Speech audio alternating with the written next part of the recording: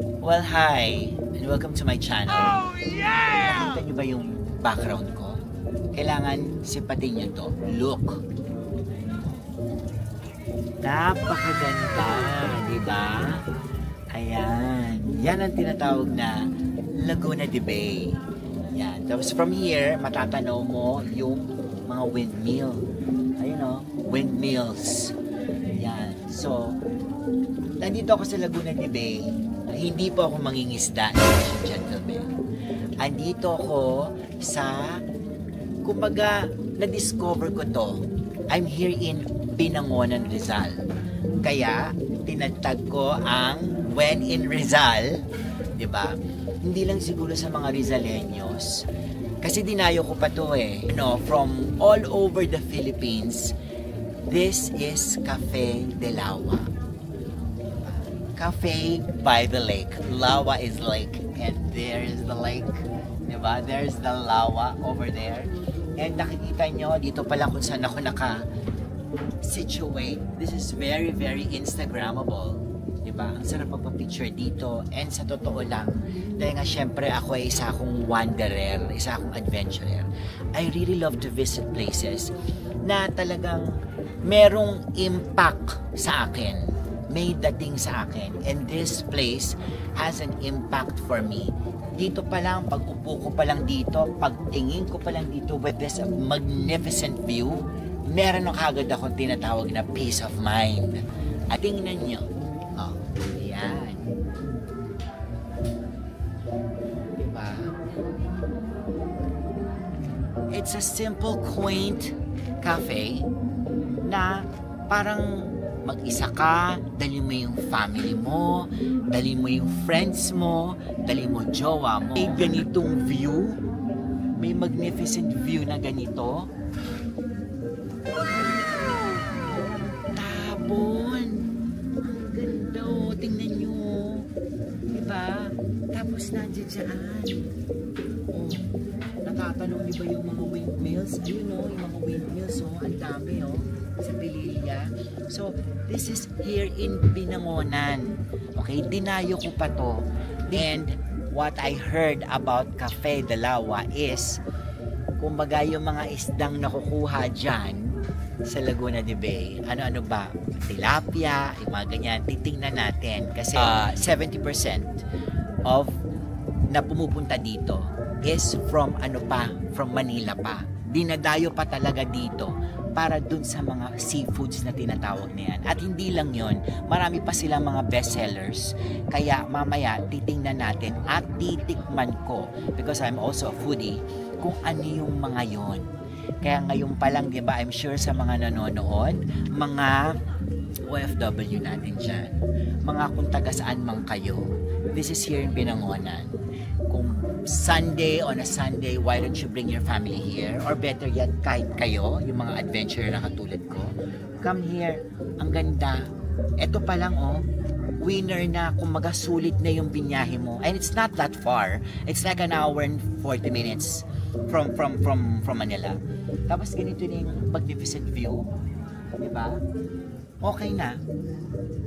Panalo ka na. Kaya, tikman na natin at we will meet the owners of Cafe de Lawa. So, eto yung pinunta ko dito. Diba?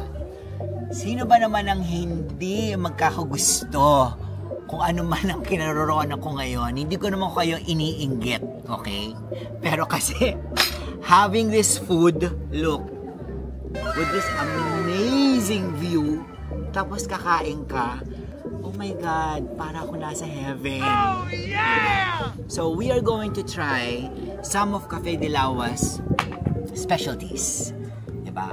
Siyempre, andyan dyan ang crispy pata. Tingnan nyo naman, o pack na pack, diba? At ito, at meron tayong bangus, parang barbecue bangus. Diba? Okay, bangus ala pobre. Meron din tayong chicken barbecue. Diba? Inihaw na liempo. Diba? Katakam-takam. Ginataang biya. Kita mo, oh, ang ganda, oh. And of course, syempre, ang pinupuntahan din dito, ang isa sinigang na bangus. Kasi nga syempre, alam niyo na yung mga ibang fish dito. Sinabi ko na, trivia, dang. Saan ang galing? Ito na. So, we are going to try it. Ito na. Para ako magmumukbang. Mamaya kasama natin yung mga owners. Diba? So, I'm gonna try. Sige na nga. Crispy pata. Ako, tumatalong pa.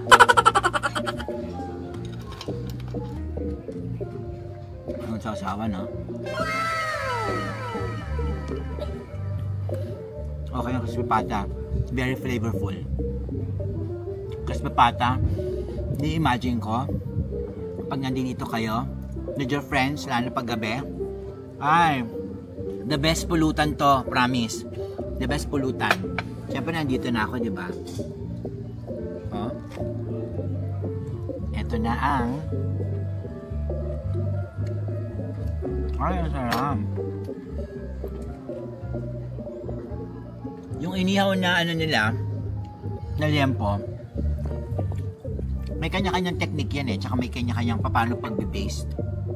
Dito yung basing niya, I think it's the secret of it, kaya that's why it's very, very flavorful. Okay. Ito na tayo. Ginataang biya. Ayan. Eto na.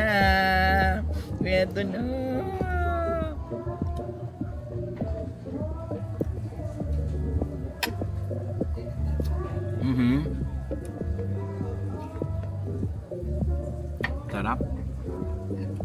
Ang kanin talaga. Wow na wow.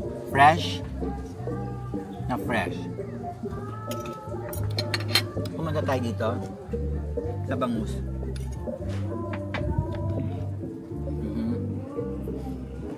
Sorry medyo Tom Jones ako eh.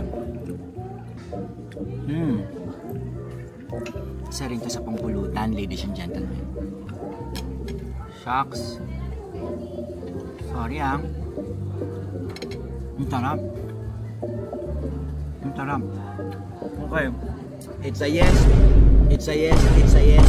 Super yes. Oh Nandito na tayo ngayon sa barbecue. Alam mo, wala akong pakialam. Random tong kinakain ko. Random ha, random. Pero kasi syempre, when you're a foodie, ang sarap tikman lahat. Ang sarap. May ano siya, ang tawag dito, yung pagkaka-barbecue niya, it's very different from the usual chicken barbecue. The barbecue here is really good.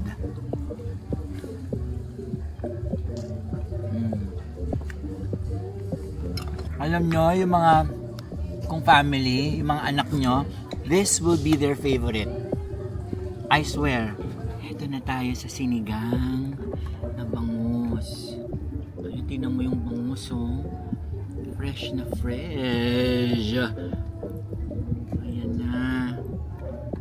Sorry pag ano kasi, pag ganito yung view, di ba? Tapos kakain ka na napakainit ng sinigang na bangus. Gagawin natin parang Korean style, di ba? O kaya Japanese style, di ba? Itadakimasu. Ayan.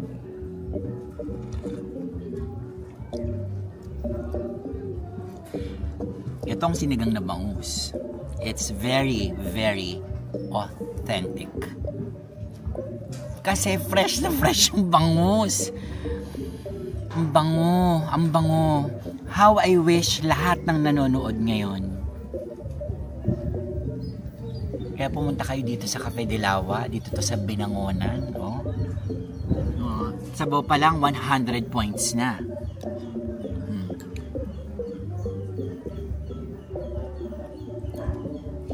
Siyempre yung bangus, paborito ko to eh.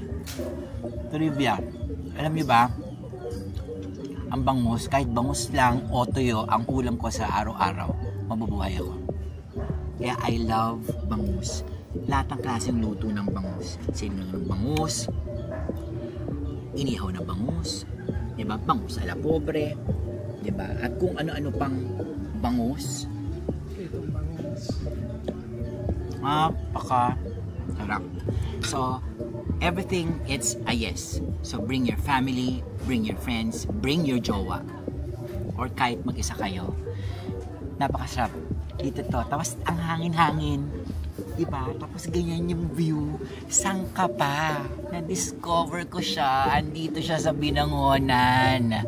Cafe de Lawa for the win. Okay? So, kain muna ako. Okay? Later.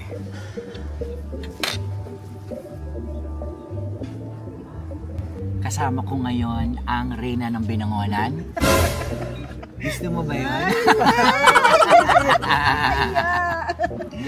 Si Miss Eloy Desierto Santa Ana. Hello. Say hi sa ating mga Meltics. Hello, Melkicks. Ayan. So, andito ako ngayon, of course, sa none other than Cafe de Lawa. Na-discover ko to roaming around and I saw the place and I immediately fell in love with it. Okay? So, tanong, Eloy, bakit Cafe de Lawa? Dahil ito? Yes, Lawa. I knew it.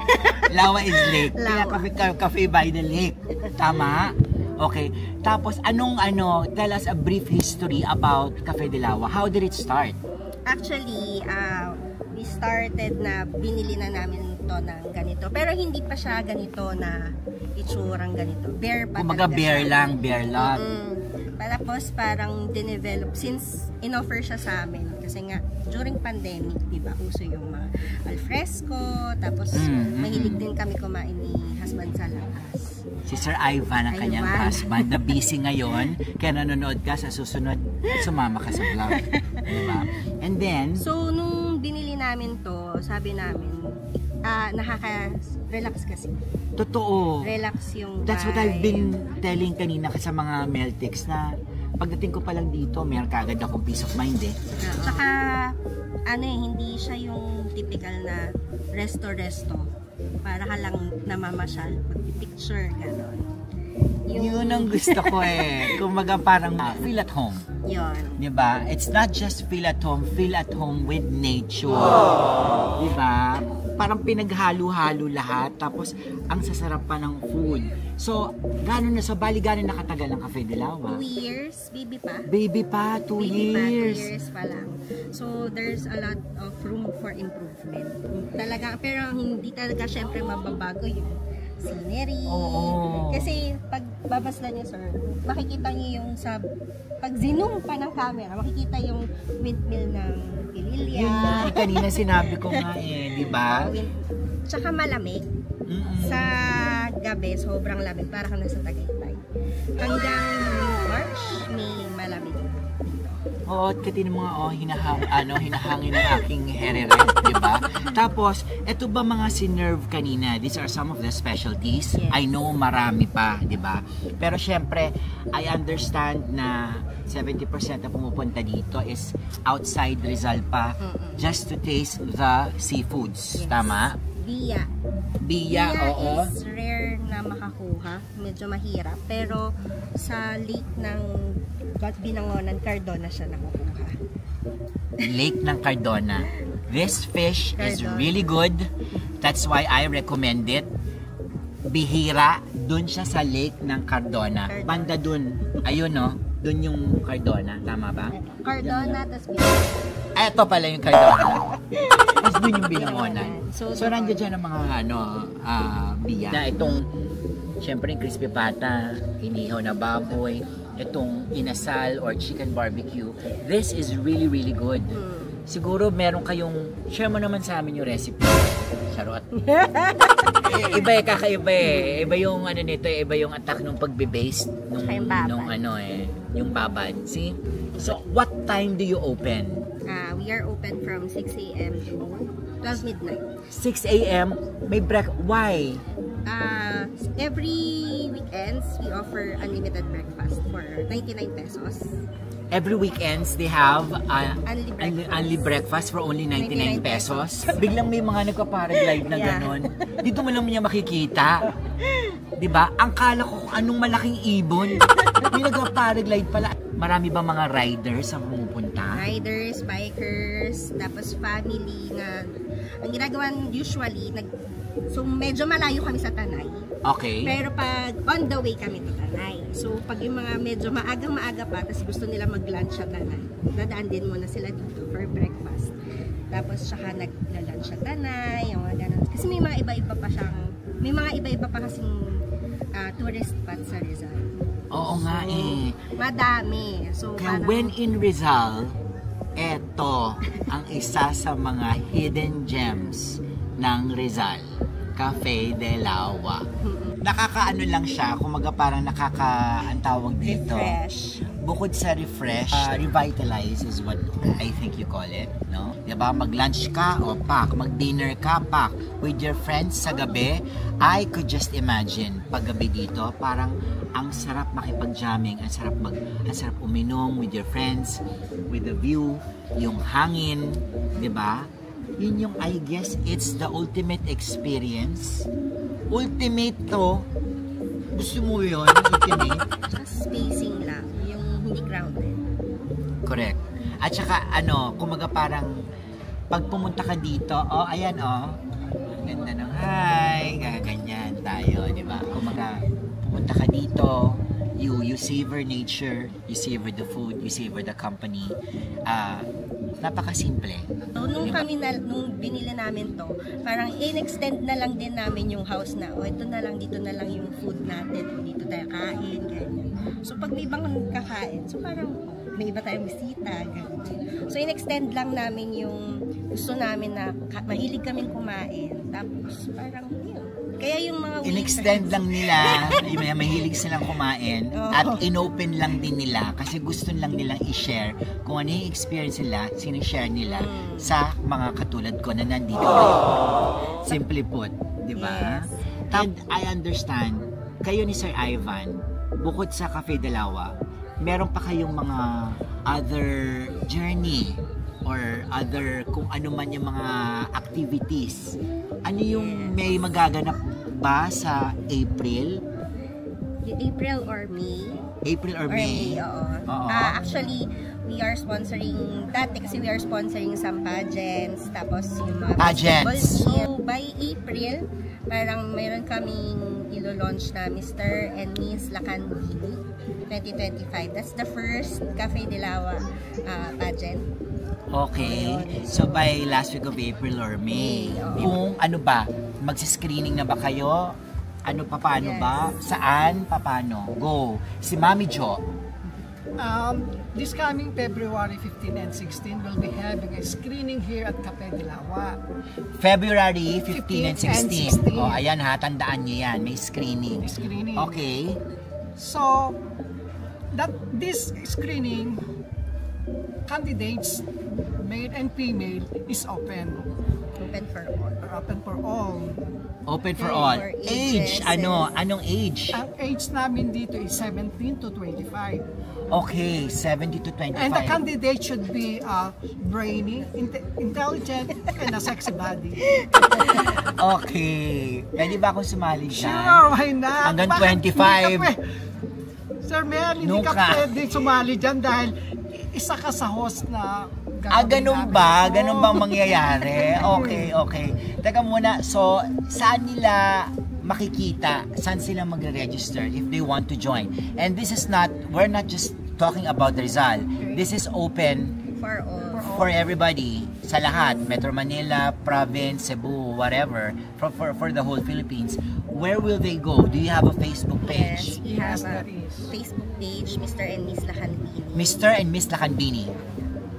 Tapos dun sila mag-register. Yes. Tapos may mga contact numbers din kami na nandoon sa Facebook page. We'll send you na lang din para. Sir Mel, and all the candidates must be here on February 15 and 16. They must come here in Cafe de Lawa. Cafe de Lawa, kasi dito magaganap yung screening. Okay, dyan magaganap yung screening, tapos dyan kukunin kung sino ang eligible for the Mr. and Miss Lacan Bini 2025. Ito, sa bandang ito si Rafa at ang ating manager. Diba? Say hi. Hi, hello. Pakitawag nga sina Luis. Siyempre, behind every good business, syempre there are very, very good staff. Tama? Yes. Diba? Yung mga staff na talagang mamahalin mo at mamahalin ka nila. Ganyan. Eto sila, maiwan ko muna kayo saglit. So, nandito tayo ngayon. I'm with the staff of Cafe de Lawa. Come here, ladies and gentlemen. Nandito tayo ngayon. Kasama natin isa-isa ang manager name Rafa. si Rafa. Ang ganda. Siya ang manager nito, Cafe de Lawa. And then, Si Luis. Luis, server. Waiter. Okay. Oo. Meron siyang sariling vocabulary, ladies and gentlemen. Ikaw, Rushdin po. Rushkin. Server? Okay. And Christian. Server. Server. And si Dara. Ganda ni Dara, oh. Dara, server? Yes po. Okay. Team po. Tin, Assistant chef. assistant chef. And JL po. JL, Chef. chef. Okay. JL, ang kapal ng buhok ni JL. At saka nung pilik mata niya, oh. Diba? Parang gusto ko siyang anuhin, oh. Ahitin, oh. Pero, tinan mo naman, diba? Tubong, binangonan, diba? Guwapings, diba? And we have... Honey. Hi, honey. Ito ang ating executive chef. Tama? Diba? Honey, JL. Tama, JL? Napakasarap ng mga pagkain. Ay, salamat po. Oo. I guess talagang yun ang isa sa mga secret is the food itself. Especially dun sa mga isda na napaka-fresh na sinaserve nyo. Keep up the good work. Okay? So, syempre, dahil kayo, nandito kayo ngayon, kasi nandito kayo sa aking vlog, di ba?